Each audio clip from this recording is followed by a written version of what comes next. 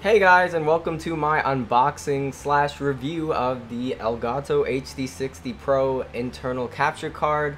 I hear that this capture card is probably my best bet for the best quality I can get with my setup at least. And this was sent to me from the guys at Elgato, so huge shout out to them. Thank you for sending me this product to review for you guys and to use for myself. So this is the unboxing portion of the review, and I'm gonna use my if you know my channel, I have a lucky unboxing spoon that I'm gonna use to open up this package right now. I've been waiting to unbox this. I had this package at my house for like a week now, and I was not able to make an unboxing until right now. So now I can finally get it set up, start on that review and stuff. So here's the box. I'm sorry I don't have a better like camera angle, like to face down camera angle. I just have my camera up here, and that's what I'm gonna do. I'm sorry. So this thing slides right off, nice, very slidey, and this thing is like opens like a book, but who reads books, right? I mean, this is just like a capture card. Inside we have the HD60 Pro.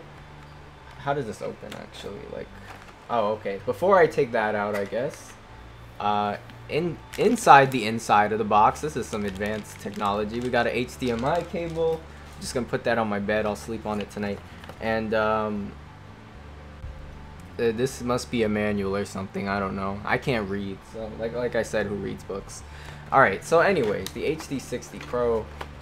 Let me see if I can take it out of this little slot here, like so. Please. I'm not very good with my hands sometimes, unless I'm playing cage. Okay. So that should be the box. Oh wait, there's something else in here. There's this, there's this smaller plate case end PC thing. If you have a smaller slot, I think that's what it's for. I'm not gonna show me installing it because my PC's down here, and guys, I cannot, no, this camera, you already see the struggle. Like, I'm not, no, but I'm definitely gonna show you what it looks like after it's set up and tell you how nice it works. But first, let's take it out of the plastic. Be very careful with it, because this is a internal capture card. It may or may not be fragile. Here's HD60 Pro. This is supposed to record in 1080p 60 frames per second, but the difference between this and say the Elgato's HD60s is this one can record at 60 megabits per second, so it's a much better quality for the resolution and frame rate. And I know the 4K 60 Pro just got announced. Haha, I just got this, but I don't even care. This is exactly what I need, and I'm gonna show you guys how it all looks in and out. Circuit board, I don't know if you care about that. Alright, so I'm gonna get this set up on my PC. Finally, I've been waiting to do this, and let you know how it works. So let's get to that.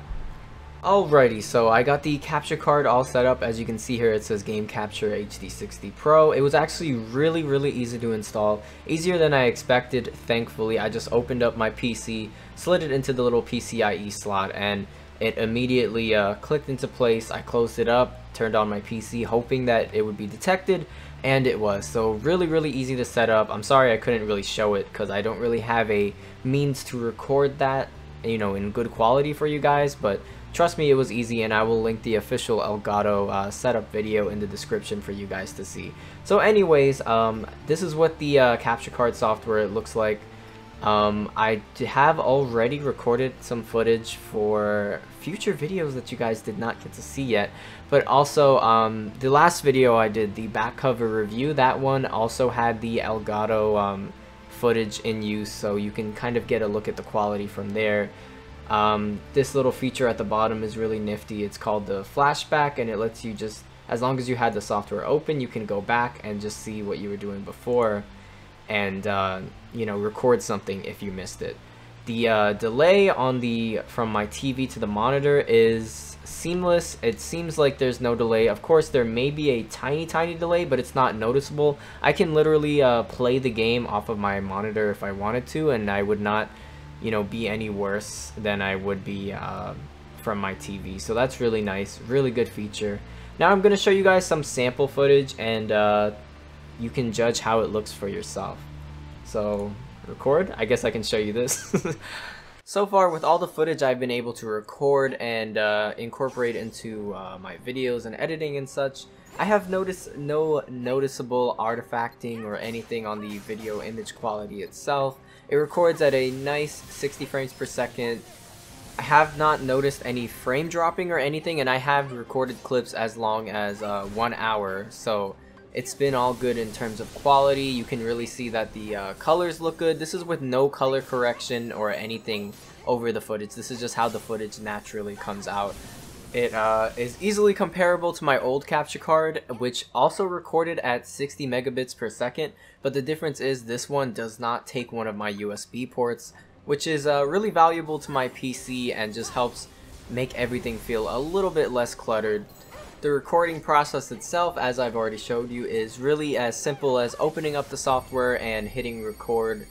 And as far as video image quality, just the straight up quality of audio and image that we get out of the capture card, I have had no problems with how it looks. It looks great. It's definitely my go-to capture card from now on. I'm gonna keep it and use it for all of my future projects.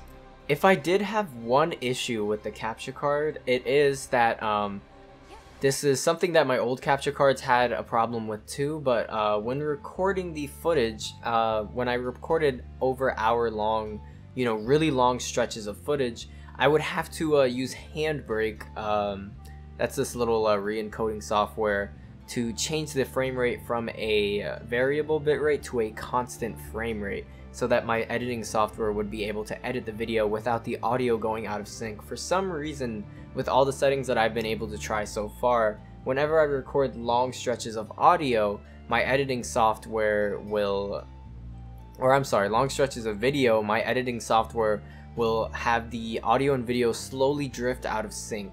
And that does not every editing software does it, but the one I use definitely does have that problem, so I have to go into Handbrake and re-encode the software and rename the MP4 files to MOV files in order to get the sync back to normal. But other than that, I have experienced no problems with this capture card. I even got to use this and test this out in my live streams, which has gone really well. I have not noticed any problems. My old capture card used to actually freeze sometimes on live streams, and I would have to reset it by hitting the little refresh on XSplit, but as far as I can tell so far, this capture card works perfectly with my streaming software XSplit. If I have one tip, that is to go into properties and make sure you check enable internal Elgato decoding. If you don't check that, then the capture card does have a little more lag than it needs to. But if you do check that, you do have pretty much the instant game view on your stream layout, and you don't have to worry about syncing your voice and audio and video to the game feed. It will be as up to date as it possibly can with the instant game view. But as long as you have that checked, it works great with XSplit, great on my streams, looks great. People ask me, what bitrate am I streaming at, what's this quality, because the capture card just looks that good. Overall, I would say this capture card is definitely my favorite that I've ever had.